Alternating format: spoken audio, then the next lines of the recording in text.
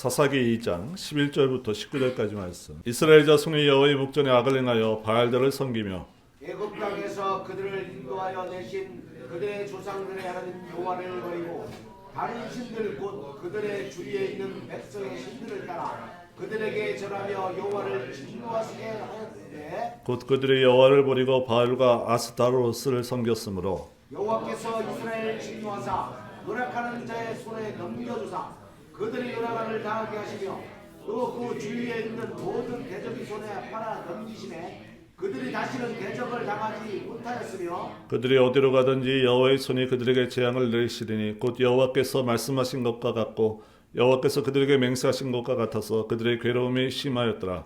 여호와께서 사사들을 세우사 노략자의 손에서 그들을 구원하게 하셨으나 그들이 그 사사들에게도 순종하지 아니하고 오히려 다른 신들을 따라가 음행하며 그들에게 절하고 여호와의 명령을 순종하던 그들의 조상들이 행하던 길에서 속히 치우쳐 떠나서 그와 같이 행하지 아니하였더라. 여호와께서 그들을 위하여 사사들을 세우실 때에는 그 사사와 함께 하셨고 그 사사가 사는 날 동안에는 여호와께서 그들의 대적의 손에서 구원하셨으니 이는 그들이 대적에서 압박과 괴롭게함을 받아 슬피 부르짖음으로 여호와께서 뜻을 돌이키셨으므로를 19절 함께 있습니다. 그 사사가 죽은 후에는 그들이 돌이켜 그들의 조상들보다 더욱 타락하여 다른 신들을 따라 섬기며 그들에게 절하고 그들의 행위와 계획한 길을 그치지 아니하였으므로. 아멘.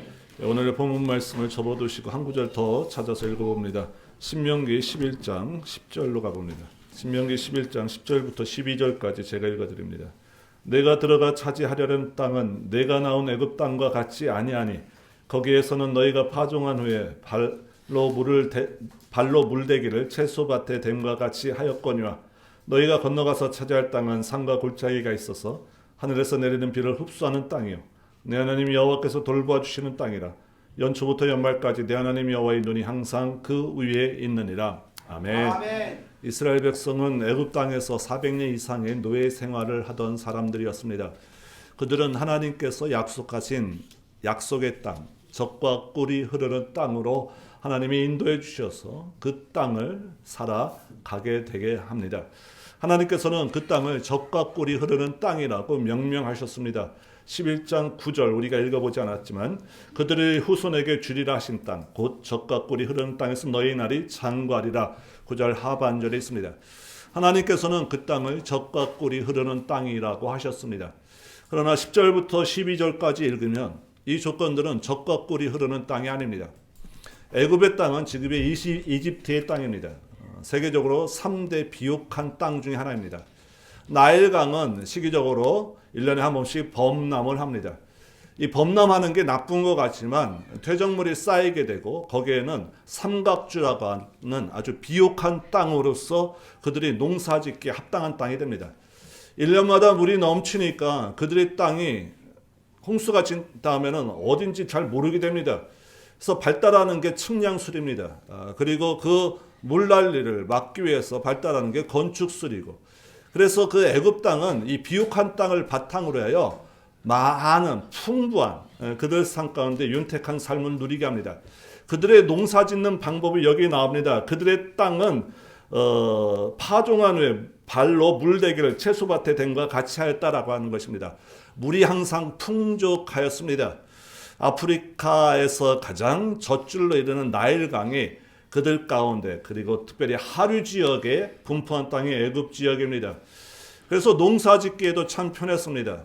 그리고 우리가 잘 아는 적도 지방에서 좀 떨어진 지역입니다.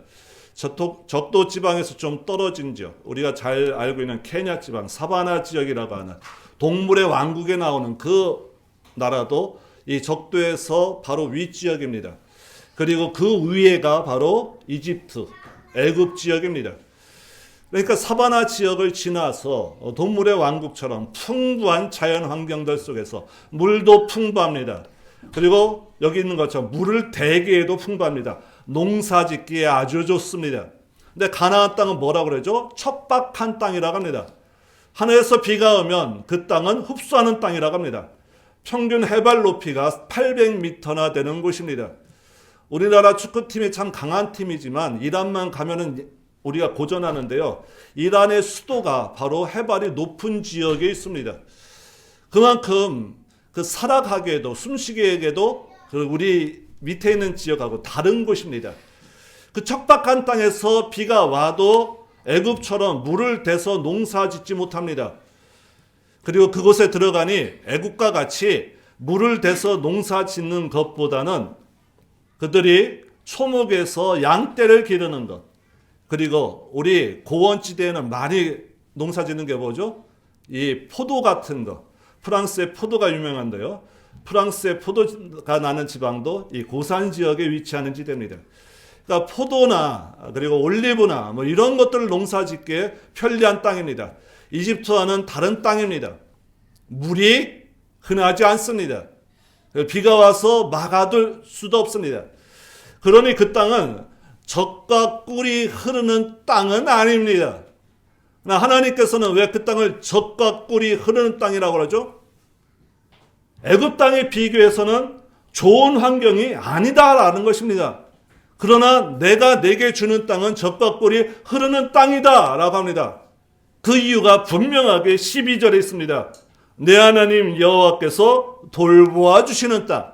12절 하반절에 내 하나님 여호와의 눈이 항상 그 위에 있는 땅.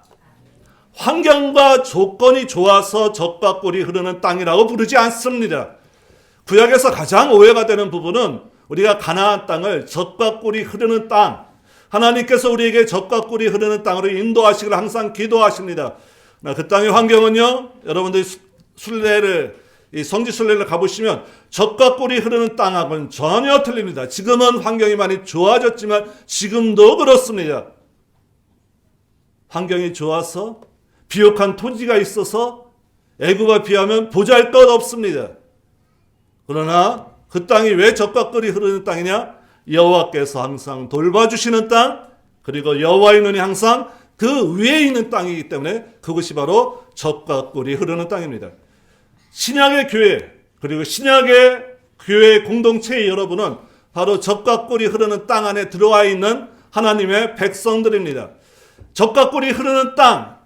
근데 우리의 삶은 왜 이런가? 젖과 꿀이 흐르는 땅에 대한 오해 때문에 그렇습니다. 젖과 꿀이 흐르는 땅은 여호와께서 항상 돌봐주시는 땅, 여호와의 눈이 항상 그 위에 있는 땅. 그러므로 이 젖과 꿀이 흐르는 땅에 대한 조건을 만족시키려면 여호와께서 항상 그 위에 계시고 함께 하시는 그 놀라운 은혜를 항상 체험해야 됩니다. 눈물로 씨앗을 뿌리는 자는 기쁨으로 단을 거두리로다. 왜 눈물로 씨앗을 뿌릴까요? 왜 농사를 지을 때 왜 눈물로 씨앗을 뿌려야 됩니까? 그 땅은 자신이 열심히 노력한다고 해서 풍부하게 거둘 수 있는 땅이 아닙니다. 여호와께서 돌봐주셔야 되는 땅입니다. 그래서 파종할 때부터 하나님, 우리에게는 하나님의 은혜가 필요합니다. 하나님께서 돌봐주시는 은혜가 필요합니다. 자, 그게 14절입니다. 여호와께서 너희 땅에 이른 비 늦은 비를 적당하게 내리시게 하리니 너희가 곡식과 포도주와 기름을 얻을 것이고 가축들도 배불리 얻게 될 것이다. 하나님께서 돌봐주셔야 되는 땅. 그래서 눈물로 씨를 뿌려야 되는 땅. 오로지 하나님 여호와만을 의지해야 되는 땅. 그 땅에 들어가서 가장 경계해야 될 것이 있습니다. 지난 시간에 잠깐 여러분한테 설명드렸지만 노예 생활을 하던 사람들, 그리고 지금으로 말하면 피라미드를 쌓고 홍수가 나면은 다시 그것을 개간하고 했던 이런 사람들이 전혀 다른 거 목축업을 해야 됩니다. 400년 이상이 지나면 그들의 삶은 전혀 다른 것이 됩니다. 이것에 익숙한 사람입니다.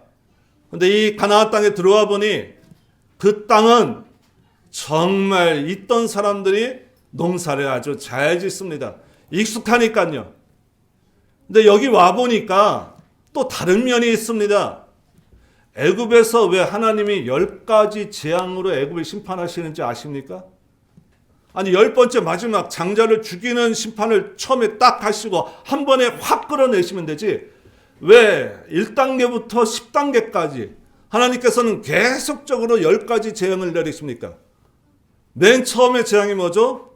그 애굽 땅에 있는 흐르는 젖줄 나일강을 피로 물들게 하는 것입니다. 개구리가 나옵니다. 이가 나옵니다. 파리가 나옵니다.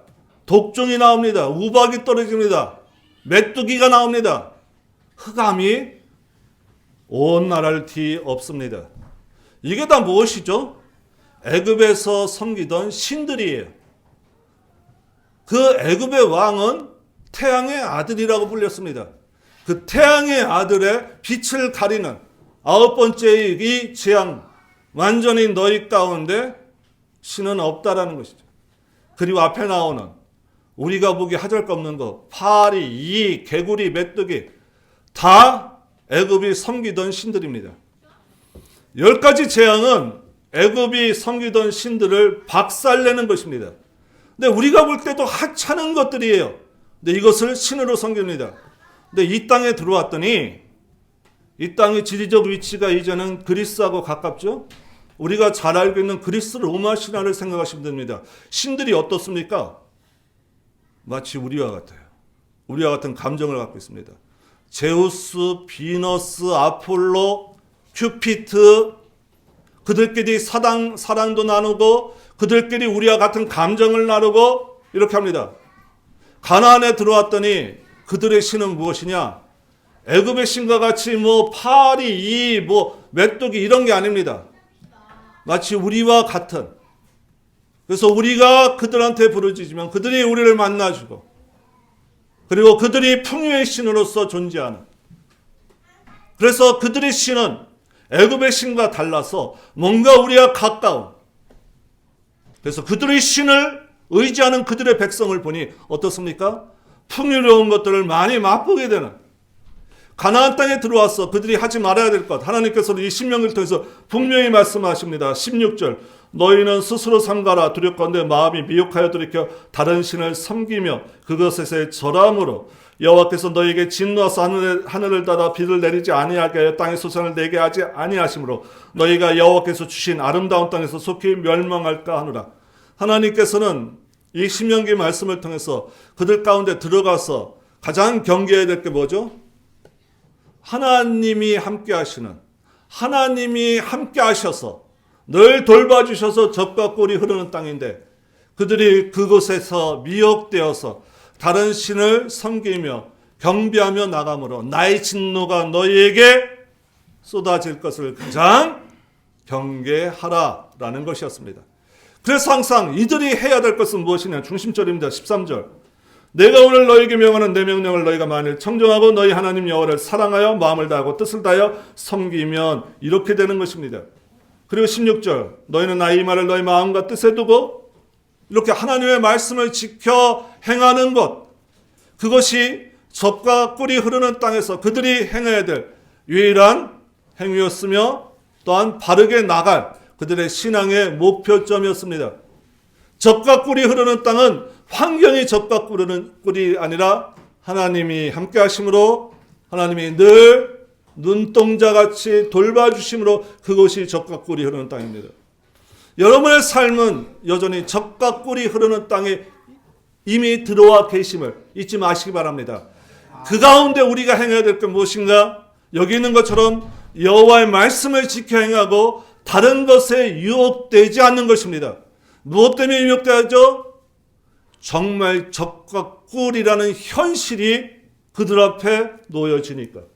하나님이 말하는 젖과 꿀이 하나님이 함께 하신다라는 그들이 언제나 실제적으로 잡을 수 없는 것들인데 이 사람들은 와서 진짜 젖과 꿀, 많은 풍요로움을 맛보는 것으로 하니까 그들이 보이지 않는 하나님을 섬기는 이 믿음 안에 든든히 서야 되는데 보이는 풍요를 따라가게 됩니다. 보이는 풍요를 따라가면서 그들의 신을 섬깁니다. 또 하나는 그들의 신이 뭐죠? 흥분시켜야 됩니다. 그래서 항상 연루되는 게 뭡니까? 성적인 것이 동반됩니다. 우리에게 너무나 잘 알려져 있습니다. 로마가 왜 멸망했는지.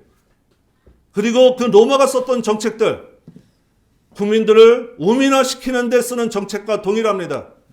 옛날에 저 대학 다닐 때는 3S 이렇게 불렀습니다. 스크린, 그죠? 스포츠, 그 다음에 섹스. 그래서 로마 시대에 유명했던 게 뭐죠? 연극하고 운동하고 올림피아드 하고 그 다음에 문란한 성행위를 하고 우리나라 정권도 들어오자마자 이런 정책을 썼죠. 프로야구 생기고 프로축구 생기고 영화산업 진흥시키고 성적인 산업들을 막 번지게 하고 여기 가나안 땅이 바로 이 사메스가 넘쳐났던 땅입니다.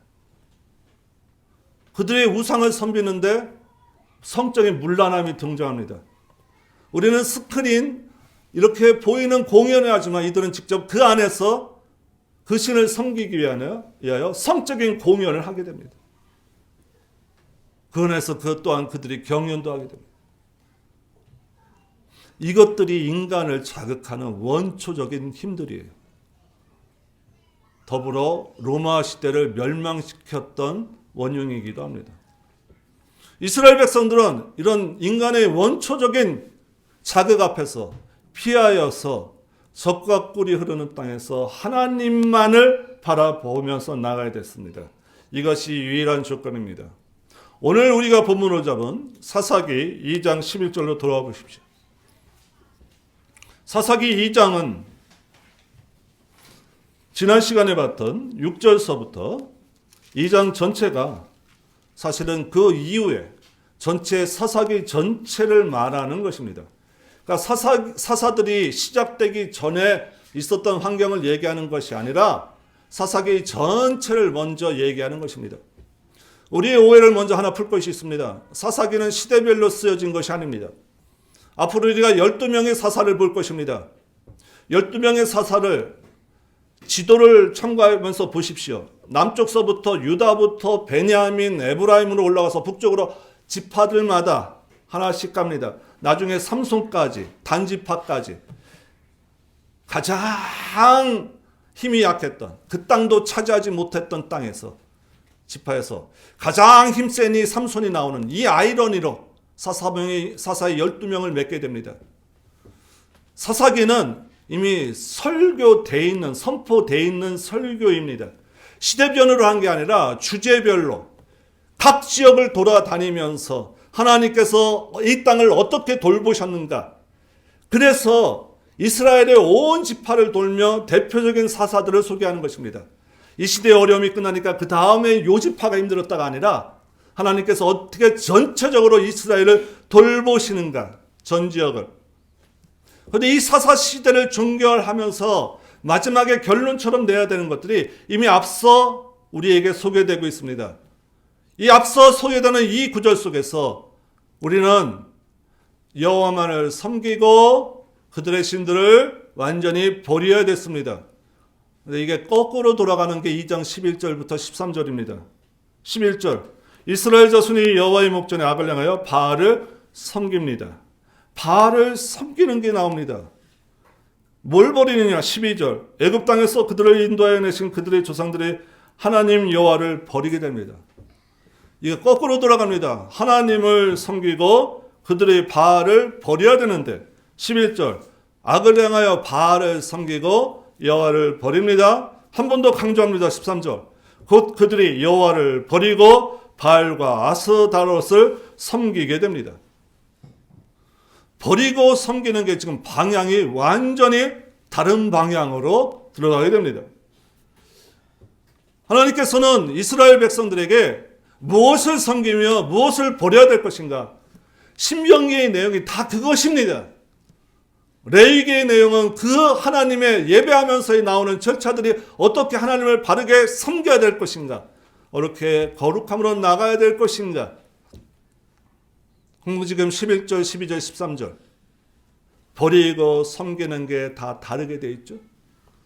버리고 섬기는 게 다르게 돼 있는데 이 섬기다라는 단어가 우리 7절 하반절 지난 시간에 봤던 여호수아의 생전과 그 죽은 이후에 그리고 장로들이 그 여호수아와 함께 했던 장로들이 살아있는 동안에는 7절 하반절 사는 날 동안에 여호와를 섬겼다라고 합니다.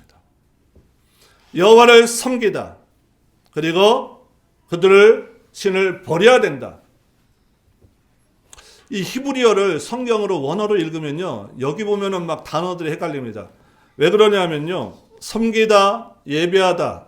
한 단어입니다. 이 단어가 아바드입니다. 버리다라는 단어가 아자부입니다.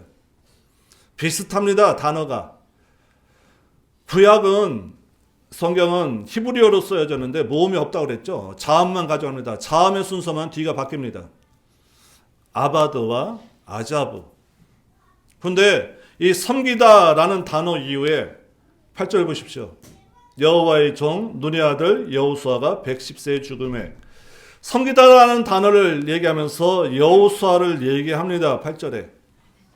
그런데 지금 여호수아 얘기를 하면은 1장에도 나오고 이 2장 하반절에 21절 여호수아가 죽을 때, 그리고 23절 여호수아의 손에 넘겨주지 아니하였더라 라고 할 때 그냥 여호수아입니다.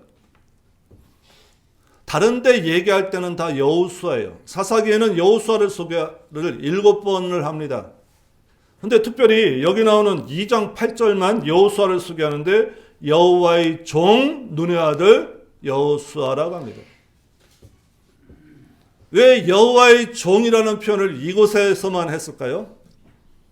어떻게 섬겨야 되는가? 어떻게 버려야 되는가? 여호와만을 바르게 섬겼던 종 여호수아라는 것입니다. 어떻게 섬겨야 됩니까? 종의 모습으로 완전하게 섬겨야 된다는 것입니다. 이스라엘 백성들은 언제나 하나님을 버린 적이 없습니다.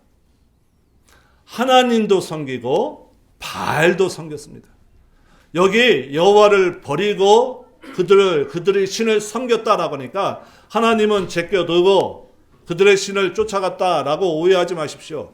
하나님도 섬기고 바알도 섬기고라는 것입니다. 우리를 지켜준다고 약속하신 그 하나님도 섬깁니다. 그렇지만 풍요로운 신, 우리가 갔더니 정말 원초적인 자극 속에서 우리의 말초신경을 만족시켜주는 신, 그 신도 섬겼다라는 것입니다. 어떻게 섬기고 어떻게 버려야 될 것인가를 얘기하면서 그 가운데 여호수아를 말하는데 여호와의 종으로 나옵니다. 종이란 무엇이죠? 누가복음 17장에 보시면 종에 대한 비유가 나오죠. 예수님께서 종이 열심히 일하고 왔습니다. 종이 열심히 일하고 왔다고 해서 누가 그에게 잠깐 쉬라고 하겠느냐? 주인이 먼저 배고프니까 상을 차리라 하면 상을 차려야 되는 거 아니겠느냐? 그 일을 다 한 후에 내가 그에게 칭찬하지 않는다 해서 그가 분을 내겠느냐? 아니다라는 것입니다. 종은 완벽하게, 완전하게 그 주인의 명령에 순종하는 자입니다. 이스라엘은 완전하게 순종하지 못한 백성이다라는 것입니다. 하나님께서는요, 왜 하나님을 버리는가, 어떤 하나님을 버리는가를 얘기할 때 늘 이런 하나님을 버렸다라고 합니다. 12절 보시면 애굽에서 땅에서 그들을 인도해내신 그들의 조상의 하나님 여호와를 버렸다라고 합니다.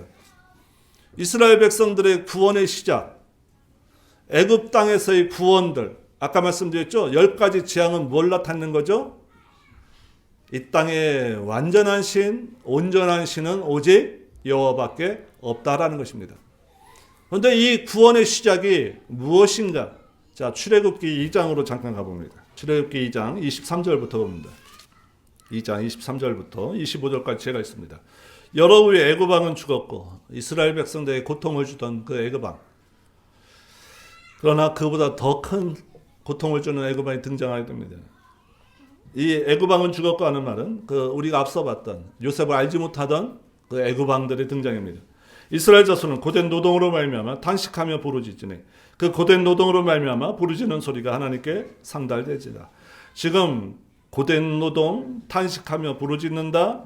이 고된 노동과 부르짖는 단어가 지금 반복적으로 사용되고 있습니다. 24절, 하나님이 그들의 고통 소리를 들으시고 하나님이 아브라함과 이삭과 야곱에게 세운 그의 언약을 기억하사 하나님의 이스라엘 자손을 돌보셨고 하나님이 그들을 기억하셨더라 라는 것입니다.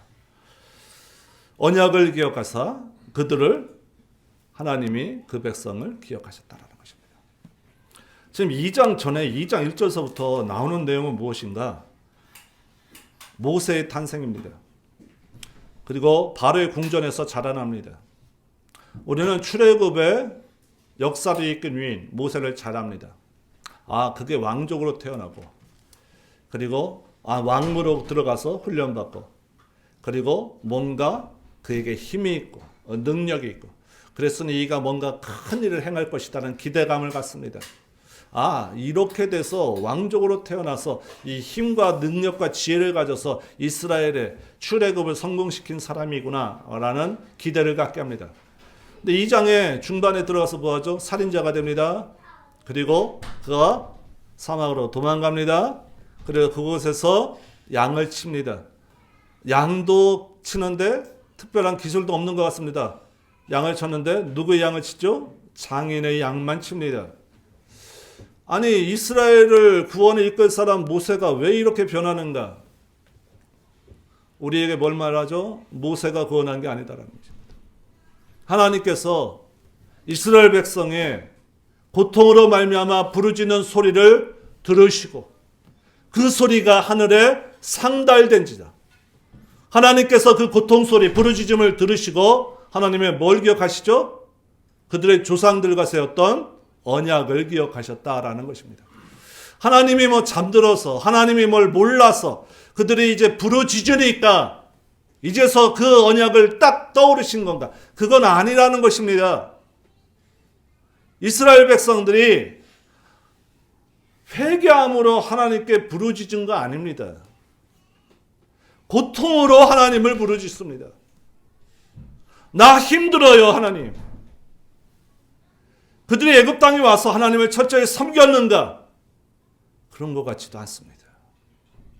그러나 하나님은 그곳에서 순결한 백성으로, 하나님이 원하시는 백성으로 그들이 하나님께 예배하며 부르짖는 소리라고 여기 나타내지 않습니다. 고통 가운데 부르짖는 소리, 고된 노역으로 부르짖는 그 소리에 하나님은 응답하셨다라는 것입니다. 회개하고 온전한 심령으로 부르짖어야 하나님이 응답하실 것이다. 그건 온전한 믿음 가운데 부르짖음이죠. 그런 자들에게도 하나님은 은혜 베푸십니다. 그렇지만 그의 삶 속에서 고통과 여기 있는 어려움들 속에서 탄식하며 부르짖는 소리에 하나님은 그의 자비와 사랑을 자기 백성에게 나타내신다라는 것입니다. 근데 그 자비와 사랑을 나타내시는 근거는 무엇인가? 그 근거가 뭐라고요? 그의 조상들의 행했던 언약이라는 것입니다. 언약을 통해서 내가 그들한테 약속했던 젖과 꿀이 흐르는 땅, 가나안 땅을 주기로 약속했던 땅, 아브라함한테 눈을 들어 바라보라, 이 땅을 너와 내 자손에게 주리라. 야곱 동일한 약속을 했습니다. 모세를 통하여 동일한 약속을 이제 펼쳐가실 것입니다. 하나님께서 애굽 땅에서 이들을 인도해냈을 때 맨 처음에 드러내시고자 했던 건 뭐죠? 무조건적인 그들을 향한 사랑이라는 것입니다. 하나님을 찾는데 믿음으로 찾지 않습니다. 그냥 힘들어서 찾는 것입니다. 하나님 도와주세요. 거기에도 하나님은 응답하셨다라는 거예요. 그 놀라운 사랑으로 먼저 임하신 하나님의 사랑, 그리고 그 사랑을 나타내시는데 유일한 근거는 무엇이냐? 하나님의 언약. 이게 애굽 땅에서 종되었던 그들을 불러내시면서 그들에게 보여주셨던 하나님의 은혜와 사랑이라는 것입니다. 왜 10가지 재앙인가? 아까 말씀드렸습니다. 이 땅에 유일하신 분, 이 땅에 능력을 행하시는 역사의 주관자이신 분, 이 땅의 신은 아무것도 아닌 것을 보여주시는 분. 애굽 땅을 딱 10가지 재앙으로 장자를 다 친 후에 왜 급하게 나옵니까? 왜 급하게 나오죠? 인간의 본성을 보여주는 마음입니다. 10가지 재앙이 딱 끝나니까 바로왕이 뭐라 그러죠? 이제 가라. 그러죠? 그런데 홍해를 건너가기 전에 어떻게 하죠? 쫓아옵니다. 인간의 본성이에요, 본성들. 자기가 어려울 때는 손들었다가 조금 환경만 바뀌면 얼른 다른 것을 잡아먹어야 되나. 인간의 본성이 그 안에 있기 때문에 그렇습니다. 아니 하나님께서 주관하시면 아예 이집트 땅을 딱 차지하고 홍해에서 그 말과 기병들 있는 군사도 다 하나님께서 엎으셨으니 아니 애굽 땅으로 되돌아가서 이스라엘 백성이 애굽 땅을 차지하면 더 좋은 거 아닙니까? 거기에 나타나는 인간의 본성들, 이스라엘이 갖고 있는 본성들이라는 거죠. 그 땅에 갖고 가게 되면 거기서 하나님을 온전히 섬길 수 있겠습니까? 그 여러 여정을 거쳐서 가나안 땅에 갔는데도 그들이 못 섬기는데. 그러니까 애굽 땅에서 인도해 내실 때는 하나님의 은혜와 사랑에 기초한 것들, 10가지 재앙을 통해서 이 땅에 유일하신 분, 능력이 있으신 하나님을 보여주시는 하나님으로 나타내신 분. 그 땅을 급하게 나올 때는 인간의 본성을 확연하게 드러내시며 인간이 이러할 수밖에 없다는 것입니다. 홍해를 그렇게 가르고 거기서 이 애굽의 군사들을 다 멸절시킨 후에 불과 3일 길을 간 후에 물이 없으니까 뭐하죠? 원망하기 시작합니다. 인간의 본성이 나오게 됩니다. 한시라도 그들한테 목을 만족시켜주지 못하면, 배를 만족시켜주지 못하면 항상 불평, 불만이 많은 인간의 본성들, 강자한테 나타나는 인간의 바로의 본성들, 그게 애굽 땅에서 이스라엘을 불러내실 때 보여주셨던 것입니다. 인간의 본성들을 다 어떻게 하죠? 다 광야 시대를 거쳐서 가나안 땅에 들어가면 하나님이 원하시는 것을 어떻게 해야 됩니까? 바뀌어 가야 됩니다. 약속의 땅에 들어왔습니다. 그랬더니 이들은 어떡합니까? 버리고 섬기는 방향성이 달라지죠. 그렇죠? 버리고 섬기는 방향성이 달라집니다. 이 하나님을 섬기고 그들의 신을, 그 땅의 신을 버려야 되는데 하나님을 버리고 그 땅의 신을 쫓아갑니다. 오늘 본문으로 데려가 봅니다. 구약 성경은 우리에게 이미 선포되어 있는 설교이기 때문에 본문만 잘 읽으면 이 선포되는 말씀이 무엇인지 압니다. 16절서부터 19절까지 오늘 본문이 19절로 이렇게 끊어서 여러분한테 말씀드렸는데요. 16절서부터 19절까지 패턴이 나와 있기 때문에 그렇습니다. 16절 여호와께서 사자들을 세우사 노략의 손에서 그들을 구원하게 하셨으나, 구원이란 단어에 여러분들 집중해 주시기 바랍니다. 그들이 그 사사들에게도 순종하지 아니합니다. 17절의 내용은 순종하지 아니함입니다.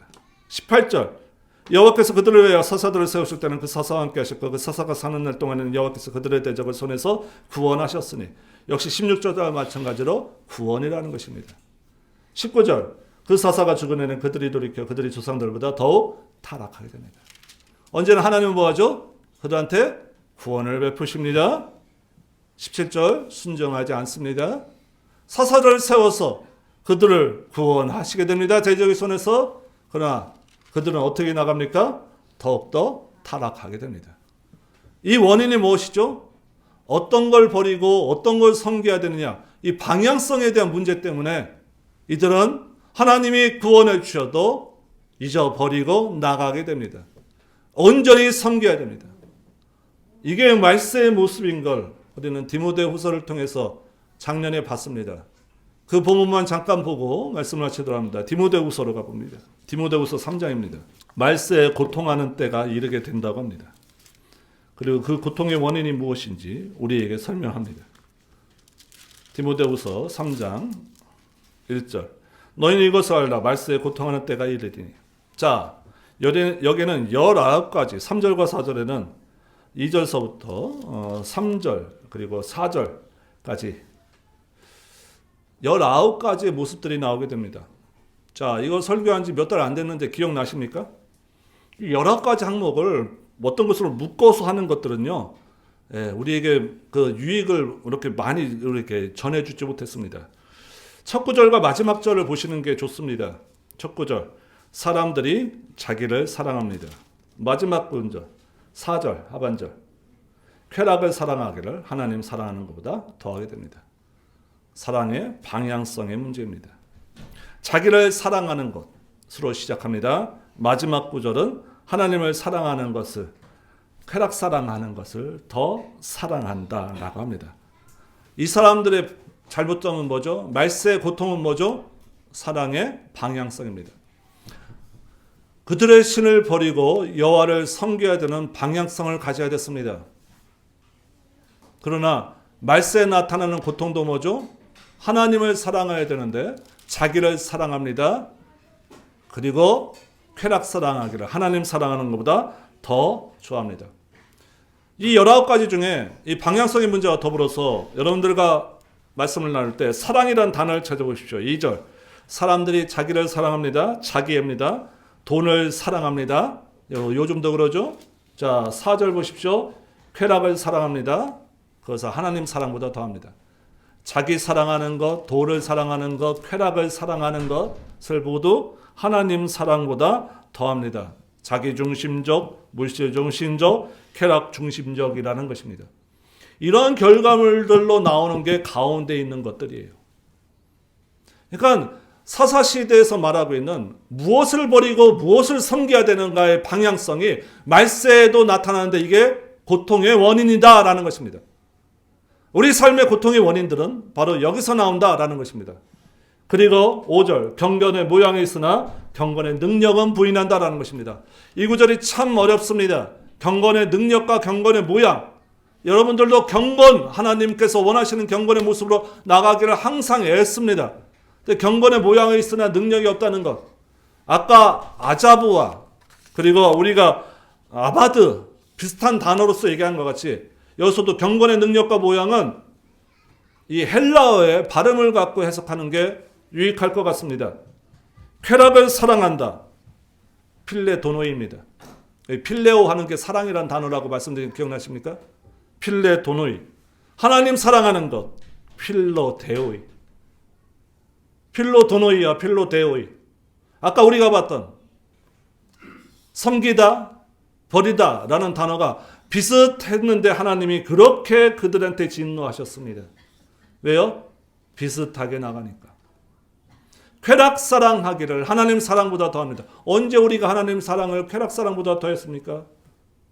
하나님도 사랑하며 쾌락도 사랑하는 비슷하게 나가는 것. 경건의 모양은 있으나 능력은 부인하는 자들.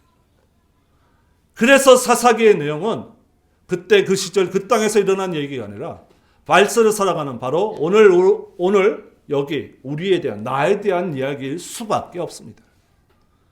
왜 그들은 하나님께서 명하신 땅, 그 땅에서 명한 대로 살면 얼마나 좋을까요? 경건의 능력이 나타납니까? 여기 나오는 경건의 능력할 때 능력은 다이너마이트라는 단어의 어원입니다. 다이너마이트. 그때도 이렇게 설명드렸습니다. TNT, 트리니트로톨레. 벤전에다 물 합성해서 톨론 생기고, 질산이나 뭐 염산 같은 거에서 이 NO, 니트로기 세게 만들고. 그러면은 TNT가 나옵니다. 자, 만들어 보십시오.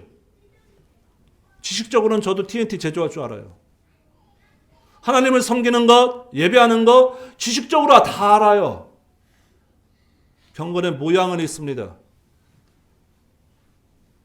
그러나 우리의 사랑의 방향성이 제대로 가고 있는지, 말세에 고통하는 때 우리가 고통하는 자가 아닌지, 경건의 모양은 있으나 능력은 부인하는 자가 아닌지. 사사기의 내용은 경건의 모양은 있던 자들입니다. 하나님 버렸다고 해서 완전히 버린 사람들은 아닙니다. 경건의 모양은 항상 있던 사람들. 그 안에 경건의 능력이 안 나타나는 이유는 무엇인가?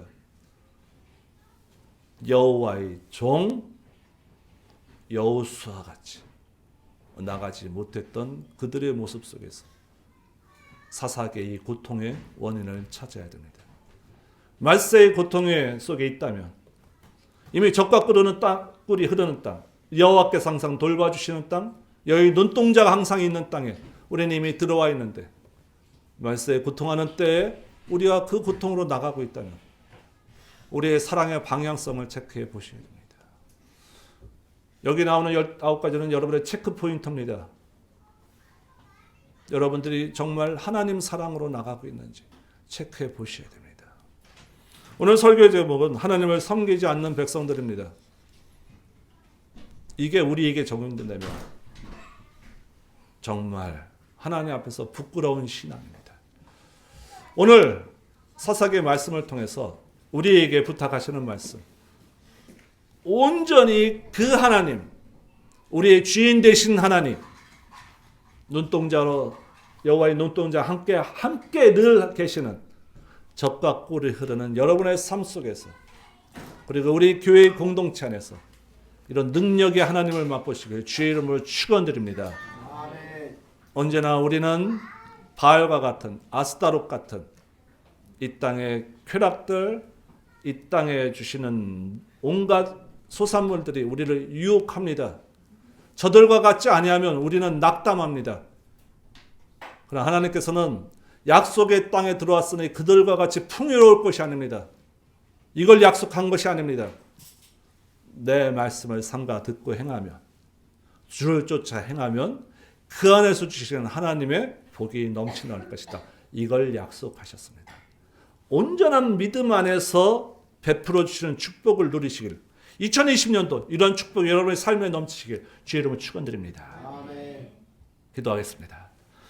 하나님 아버지, 우리를 하나님의 약속의 땅, 성령께서 우리를 인치시고 하늘의 백성으로 약속하신 하나님의 놀라운 은혜의 땅에 이미 초대하셨고, 이 땅에서 하나님의 경건의 능력으로 살아가게 됨을 우리에게 부탁하셨는데, 우리가 하나님 사랑하는 올바른 신앙의 모습을 가지고 언제나 하나님께서 함께 하시는 젖과 꿀이 흐르는 이 은혜의 땅에서 하나님과 동행하는 큰 축복을 누릴 수 있도록 우리 성도들의 마음을 주장하시고, 우리 모든 가정 위에 하나님의 놀라운 축복으로 2020년도 끊이지 않는 물된 동상 같은 놀라운 하나님의 은혜가 넘칠 수 있는 은혜와 은총을 우리 모두에게 허락하여 주시옵소서. 예수님의 이름으로 기도 드리옵나이다. 아멘.